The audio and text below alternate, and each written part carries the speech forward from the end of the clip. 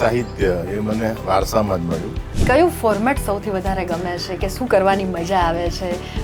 લોકોને રડાવી જાય, પછી આંસુ લાવી દે એવી હજી મારી ઈચ્છા કરી. એક સંગ્રહ 50 કવિતાઓનો મેં કરેલો રાઈટ. અને મિત્રોને એ વખતે વહેંચ્યો હતો અને મજા પડી જાય. ડિરેક્ટરને ઊભે થાવ તો તમે જે છો એના કરતાં વધારે સારા દેખાવાના જ છો, કારણ કે એ કંઈ વિચારીને આવ્યા છે. જે દર્શકો નથી જાણતા. મને વર્લ્ડ રેકોર્ડ ઇન્ડિયાનો એવોર્ડ પણ મળ્યો એ યુટ્યુબ નવરી બજાર. જેમ કે ગર્વિતા નામની બહેનોની સંસ્થા શરૂ કરી અને બહેનો માટે બહુ જ પ્રવૃત્તિઓ કરી. અને કેટલી સરસ થઈ.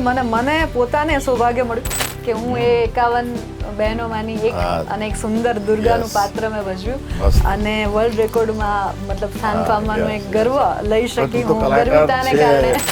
એવી કોઈ વસ્તુ કે તમને એવું લાગે કે આ ખટકે છે?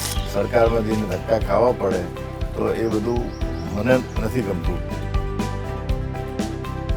સદાબહાર લમ્હેમાં આ રવિવારે મળીશું કલાકાર, અદાકાર, અનેક સેવાભાવી પ્રવૃત્તિઓના પ્રણેતા એવા Jitendra ઠક્કરને.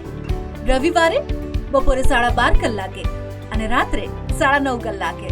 Only on TV13 Gujarati.